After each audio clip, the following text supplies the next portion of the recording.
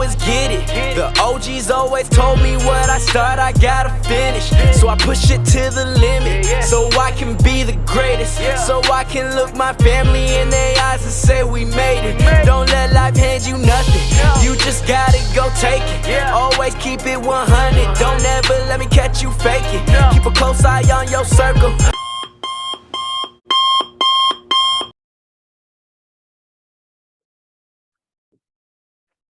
Hey, y'all, welcome to the Post-Prison Podcast. I'm your guy, businessman and entrepreneur, Darryl Riley. Joining me tonight is the young buck, young hog, Mr. Durell Green. Absent tonight is Sister Cynthia Brady. She's been doing the graduation things for the grandbabies. We haven't tapped in with y'all in several weeks. A lot has been going on. A lot of business things. Durell's been traveling. Cynthia's been in conferences. I've been having a number of things going on, but we didn't forget about y'all.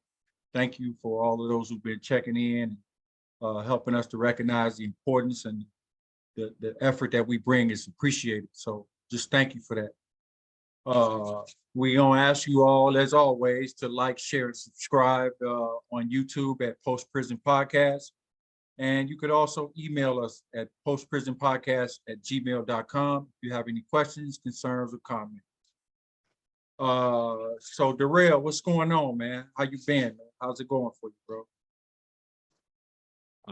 Like you said, it's been busy one way or another, recently, all the things that you said, whether it was business, scheduling, funerals.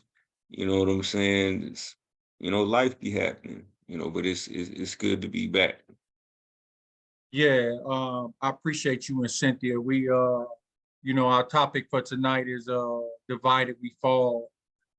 And, I felt compelled to offer this to not only the general public, but our community in particular. We won't go into any details, but I'll just say, for the record to you and Cynthia, concerning that situation that happened, that we're gonna be touching around on division. You two were two of the first people who contacted me, and I appreciate those conversations. I appreciate your frankness and your candor and your love and your respect, man. That's very honorable of you and that sister, man. And y'all did it like I would have done. That's all I can say on that. But we're gonna talk today about divided we fall, because we seem to find ourselves in most areas as a Black community. The world is offering us a lot, creating a lot of opportunities. Our interests are being taken seriously. We're being invited to tables, and we're being asked to create tables. And I think all of that attention and all of that opportunity has kind of put us in a space as people of color that we've never been before. I heard somebody say once before, we can't act like we never been there before. We always got to act like we've been there before. And when we don't act like we've been there before, we tend to be get a little greedy and empathetic. That attention and that popularity and that stuff, that's like a vice, man. Along with social media and all that. And in 2023, me personally, I think that's what's harmed us in the post George Floyd era, if you will. We forget how to do it together. But there's still some out there like yourself and Cynthia. We realize we in this thing together for the long run. So we're gonna tap into this situation tonight in terms of divided we fall. We're gonna talk about division and the definition for it. I have a definition or explanation for it right here, Durell.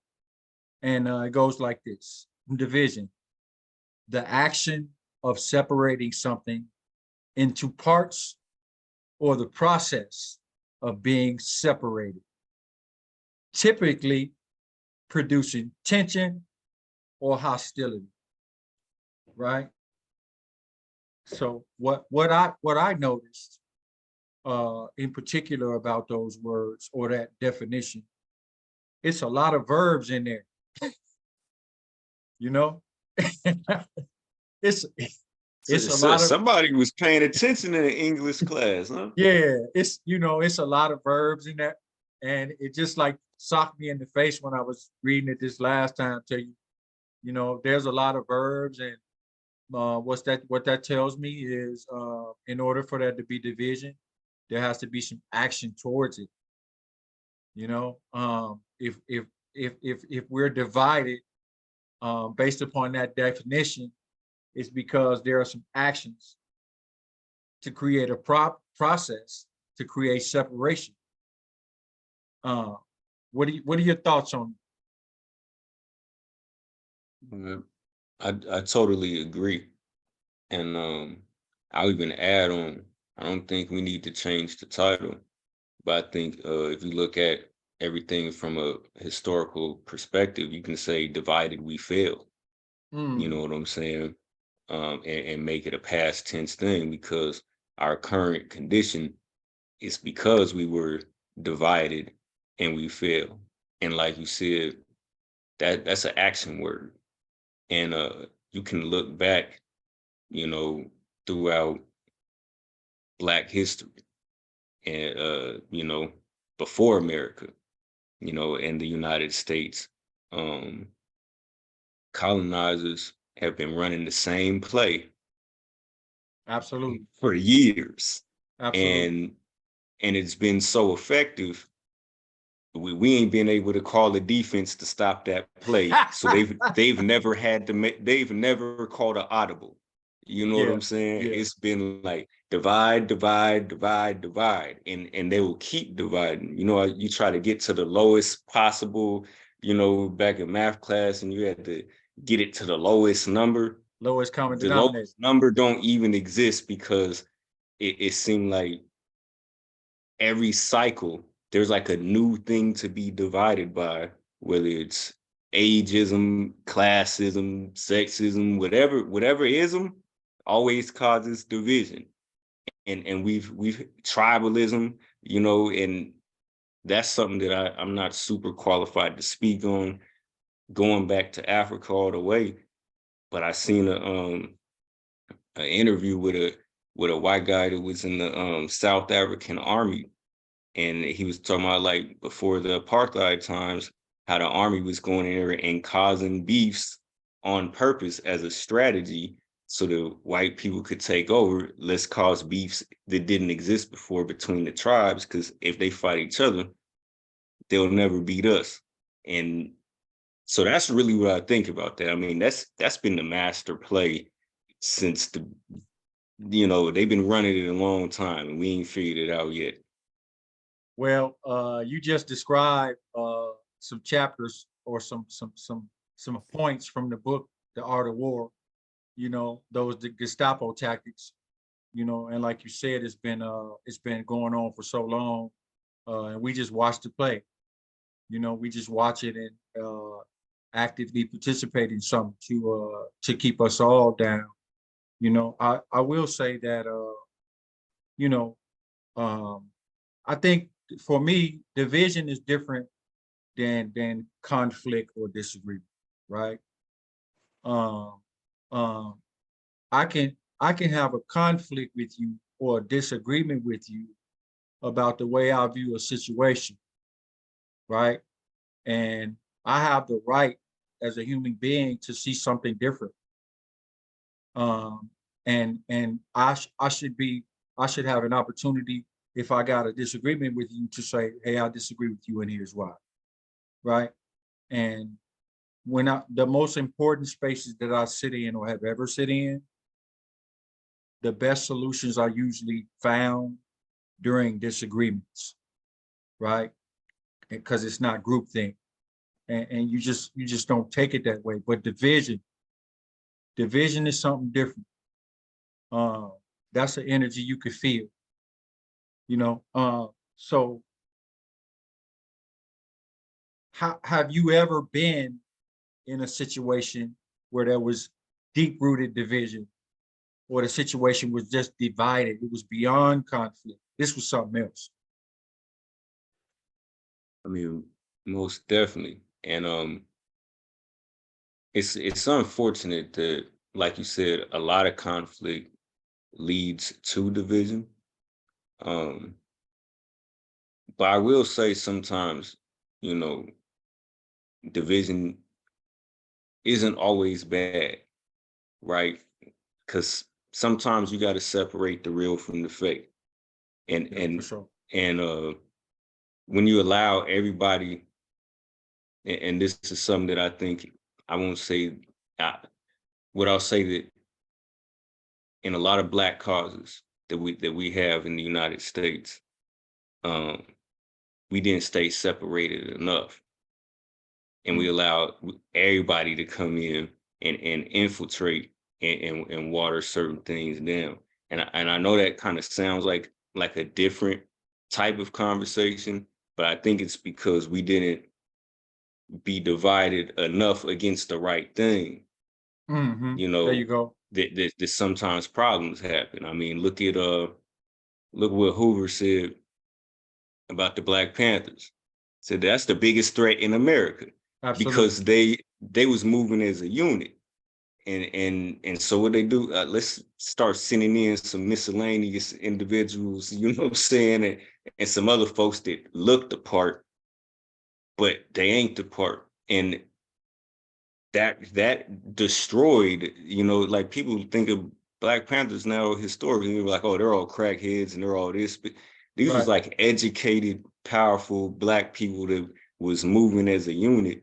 And I'm sure, like you said, they had conflict on the inside, but they still moved as this unit. And by not keeping, I don't want to say it the wrong way, you know what I'm saying? But you always get infiltrated, and Right. and that's the problem, where I don't know that the staying divided is the right word, but you have to stay guarded and make sure that you have people that protect the integrity of the culture and the cause. But you got to know what that Yeah. is.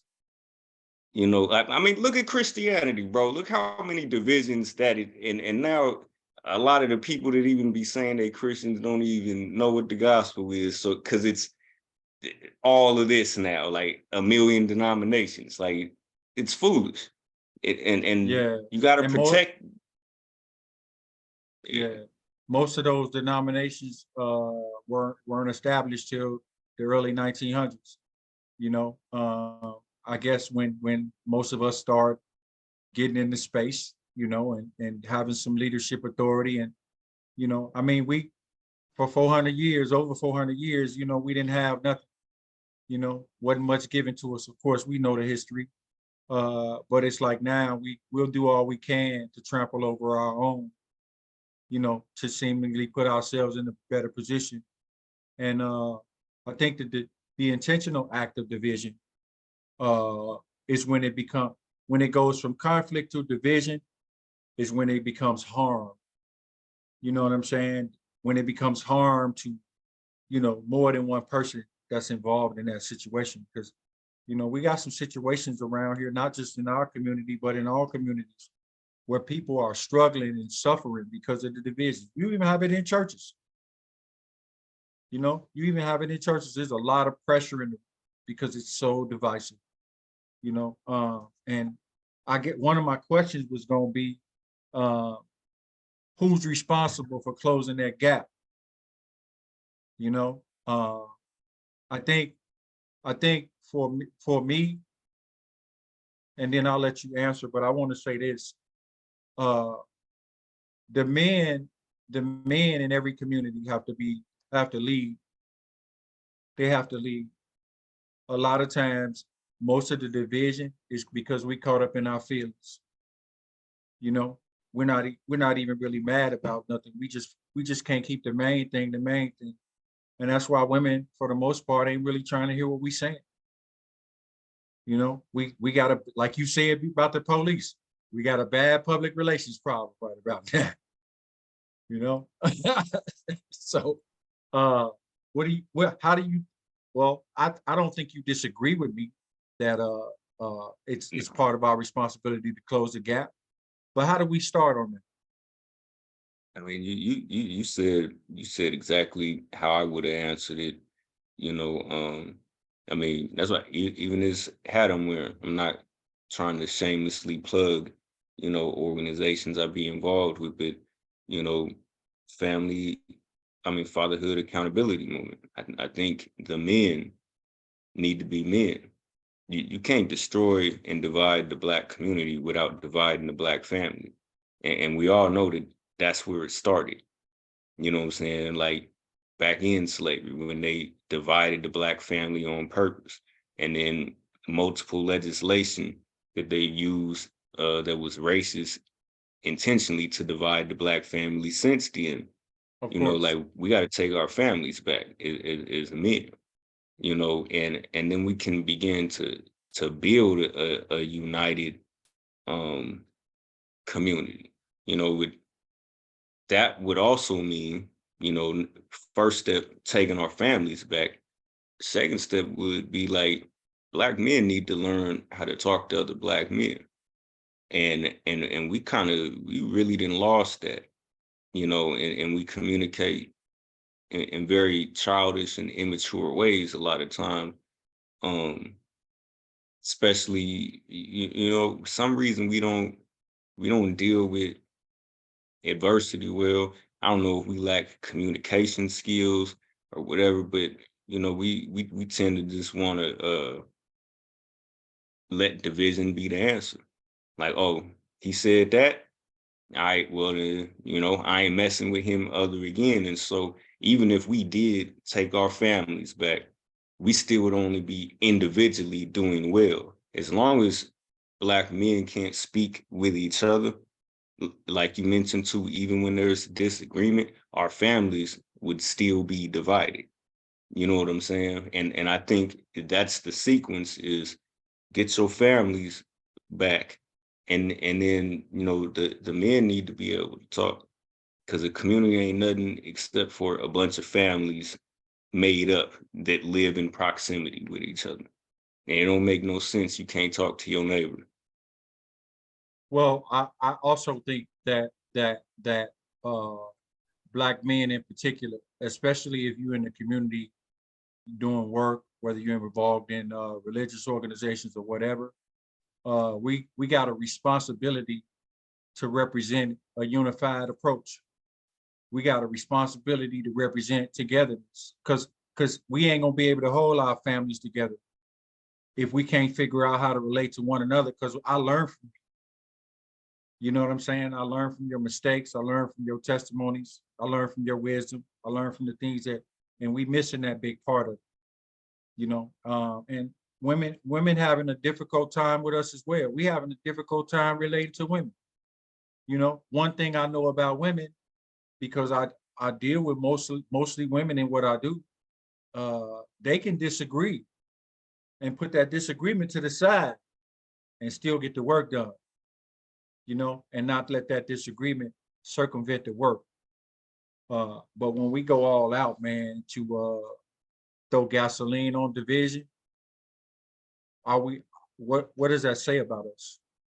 When we create them acts, because I'm gonna take it back to your football analogy, right? So, we I don't know, okay, Geno Smith throw Tyler Lockett a screen pass, right? Tyler Lockett running down the sideline, he weaving and bobbing. You know what I see the rest of the teammates doing? I see them either blocking, or I see them cheering, or I see them running down the sidelines waving their arms. I don't see them over there with their arms folded, their lips poked out, mad, because Tyler Lockett The play scored a didn't get touchdown. called for me. Absolutely. You feel me? I mean, sometimes in some games, one player gonna score 2 or 3 touchdowns in the game. Your number ain't gonna get called. And I see what you just said. and I don't want to make it too sports centric because if people that don't know sports, but look, did I trigger something with there Marshawn Lynch? there are people that'll be on that team and they'll be mad even though they won, Right. but they know they're not supposed to publicly say that they're mad because it'll make them look bad. But as soon as that formula don't work, when the play wasn't drawn up for them, they'll publicly complain. You know what I'm saying? Yeah. And because they was never happy about the team's success the whole time. They wanted to shine. And everybody wants people like that off of the team. See, that's the division I'm talking about that's proper.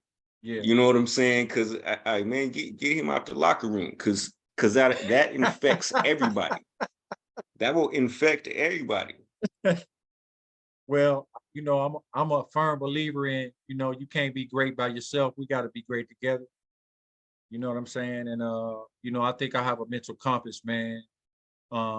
Because of I done seen so much pain and destruction and caused so much. You know what I'm saying? I got a contrite heart. You know what I'm saying? I ain't out to destroy no man. If I have so much information on so many people through my work, through my appointments, through things that I do, that could really damage some folks. And some folks probably got that coming. But I ain't that kind of dude. You know? So you know, I can't intentionally go out my way to try to negatively hurt or impact someone, you know, because it's going to impact, especially when cats like me, you and myself, you know, we know the things that we say and do are going to impact somebody. We know that, you know what I'm saying? And we want it to be for the good. So like you said, if we ain't doing that, you know, you need to be kicked out the locker room. Hey, can I call an audible right now? Absolutely. Right? Because you had it as one of the questions, and but I wanted to ask you, you know, as being you know, one of my elders, you know, just getting your opinion on it because I feel a certain way about this question. You know, like, do you really think that like Black unity in the United States is possible, like on a grand scale, like on a big level, like nationally? You know, like do you believe that that's possible? Well, I think that it depends on what you mean by grand scale. What I can say is everybody ain't gonna agree what that scale is. You know, if we came out, if we had some type of approach or methodology or ideology that benefited us and led toward our healing, you know, in some capacity, I think you can get a large proportion of the people behind it. The problem is um, the United States of America ain't gonna let that happen. Uh, you know, I mean, look at Barack. We believed in Barack. We believe Barack was talking like what we needed to hear. South side of Chicago. You know what I'm saying? I've seen it. You know, and his actions, his verbs brought unity. Right? They brought a spirit of unity around uh, a hope, if you will. Like he was like, yes, we can. That created a swirl of unity amongst the people. People bought into that ideology. What happened after his first 2 years in office and the midterms elections? It was intentional acts to divide. And a lot of those intentional acts weren't only by white people, you know? So I think that most of our divisive or division comes from uh, not really having nothing, you know, and then um, don't want to confuse somebody that's divisive with a hater. You know what I'm saying? Somebody that's divisive, I think that person has an evil heart. I think a hater is just jealous. You know what I'm saying? I think both of those are matters of the hearts. But, usually haters are harmless, even if they got a little more than you. But a divisive person has malicious intent. He don't really care about anything other than what he wants. It don't matter how it affects nobody else. And I think we got a lot of people like that. We got we could take it to the streets. We can how they doing it in the hood. You know what I'm saying? Who telling really? Who keeping the guns out there? Who bringing the dope in? You know what I'm saying? Who paying the snitches? And sometimes the snitches is the dope dealer. Oftentimes. You feel me? Come on, man. We done been around. We gonna quit playing like, we ain't gonna Too just, real now. yeah. So I just wanted to come in and get us back on track, man, and open up that discussion, because I think it's incumbent upon cats like you and I to make sure that we stay steady. I found out through a very explosive situation how impactful I am as an individual to the community, right? And when realizing that it's a responsibility that comes with that, and I don't want to shun that responsibility, regardless of, a decision I may make or a statement I may make that someone may not like. But I also want to realize what I do or say, how it affects people in totality. Because the community can be harmed, man. They put so much trust and faith in us because we done came back from all that adversity. It's a big responsibility with that. I don't want to blow that. And I think that, because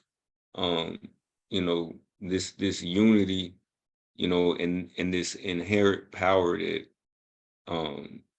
it seems like a lot of us are aware of, but we don't exercise it, or we don't know how to wield it. We sit around a lot of times and we wait for something to unite with. You know what I'm saying? And then we end up attaching ourselves to movements that aren't authentically about us. And then when the energy from that dissipate, it sends you back to a state where you were morally and spiritually lower than you were, because you're like, oh, I thought this was the coffee moment. Crash. And people really gotta understand, like, the movement, it ain't gonna happen like with you following social media or when the news tells you to be mad. And those are the times when you usually see us unite on what appears to be a national level. The TV told us be mad at George Floyd. Even though that situation, there's people that I seen locally. And, I might be down because a young person I work with, or somebody that I know in the local community, got did dirty by the police or got killed or something. And there won't be outrage in this same small community that happened in, because he ain't on TV. But when they get on TV and the TV tells you to be mad and social media tells you to be mad, and it's like, that can't be the only time we tap into our collective identity. Like, that can't be it. Because that's the same thing when everybody comes together as a funeral. Oh, we all here. We have some energy that brought us all here. We're feeling the same way. We're united. Soon as that energy do like that, everybody go back to how we were before, and nobody builds on anything. And I think that that's the problem. And that's why I have the term, like, this is what I personally believe about Black unity in this country is nationally impossible, locally impactful. Because I've seen us unite around certain things locally, and you can change stuff in your local community. And it don't Absolutely. even take as many of you as you think it takes. Yeah. You know what I'm Yeah. saying? And it don't take this You can get, grandiose movement either. if you got 20, 30, and y'all really like on the same page locally in your community, you can start changing stuff. But nationally, like you said earlier, nah, the government ain't gonna let you. They're gonna either kill you, or they're gonna infiltrate you, or they're gonna pay off the people at the top. There's so many different tactics, but nationally, nah, I don't see it as being possible. You know, you got to do it sneaky. Like, what was that Tupac that used to say, uh 50 niggas in 50 states? Yeah. Yeah. I don't know if he Well, created the concept, but I think he said something like that. Like, if you just had 50 and 50 and you tried to keep it underground, like, we ain't have to throw no big conference and let everybody know this is how we moving. Just, you know, so who okay, so who wins actually from divisiveness or division in the community, particularly the Black community? Who benefits from that? rich people. That's really the only real division in the whole country. Rich people trying to keep themselves separate from broke people. That's it. You know what I'm saying? It's the top few percent making sure that everybody up under them don't get to join their club. And whatever they need to do to keep everybody else that ain't in that club divided against each other. Like, look, race is one of the biggest dividers. And this proved my point here. Black people in America cannot even agree on reparations on a national level. We'll be like, nope, you can't get it unless you can trace this back, or no, if you came here and you're African, you can't get it. Like, we can't even agree on it. Like, bro, it's really that silly. And people are that mad. And guess who benefits from all that?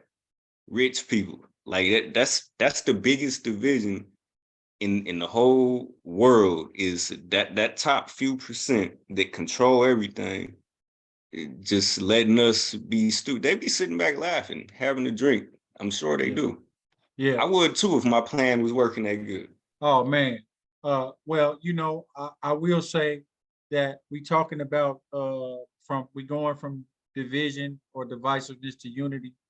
I also will say that uh, unity takes action too. Uh, to create a spirit of unity, that's a verb too. It comes with a responsibility.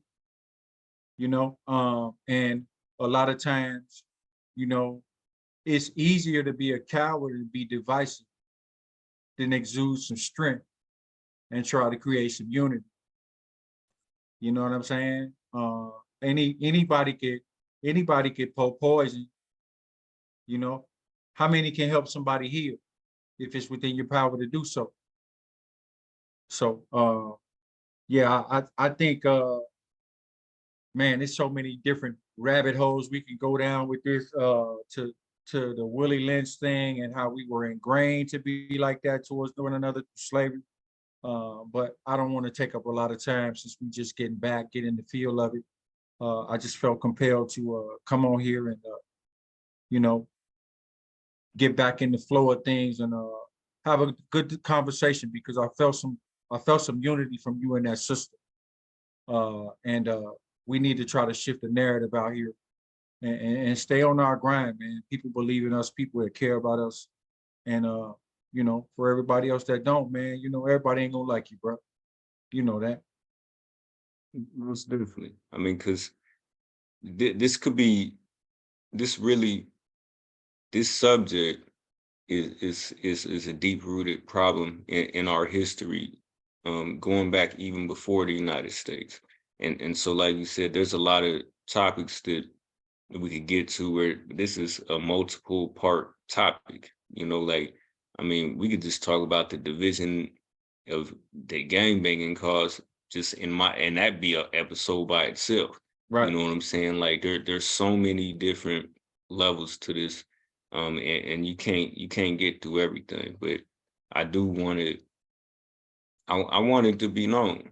You know, like, you know, I don't get into controversies and, you know, and mess and silliness and all that.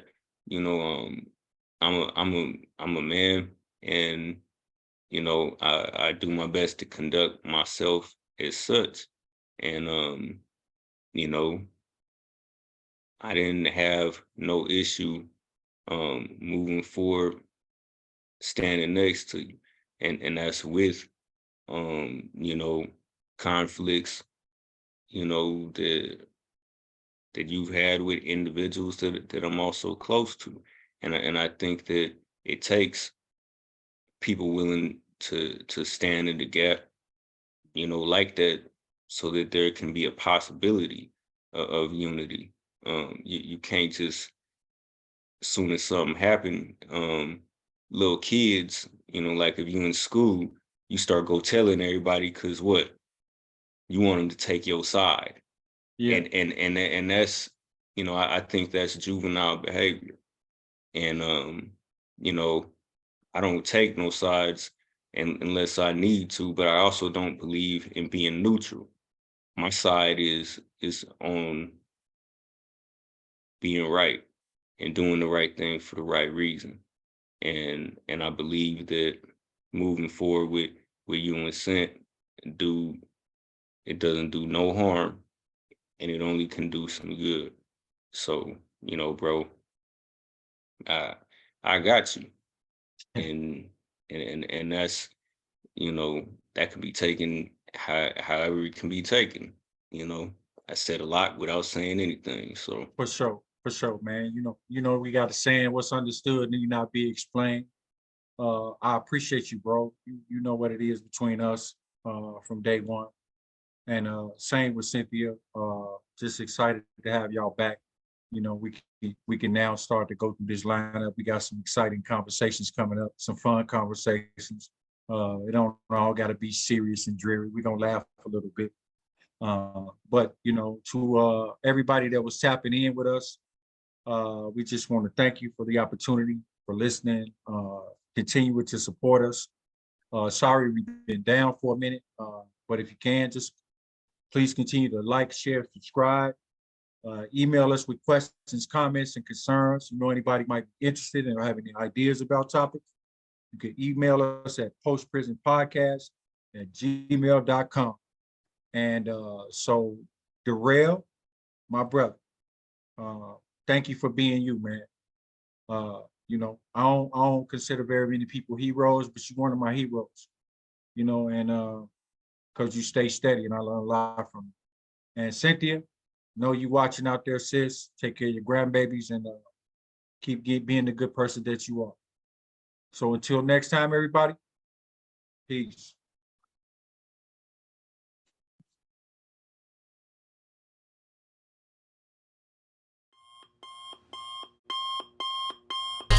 Every morning I wake up, all I know is get it. The OGs always told me what I start, I gotta finish. So I push it to the limit, so I can be the greatest. So I can look my family in their eyes and say we made it. Don't let life hand you nothing, you just gotta go take it. Always keep it 100, don't ever let me catch you faking. Keep a close eye on your circle.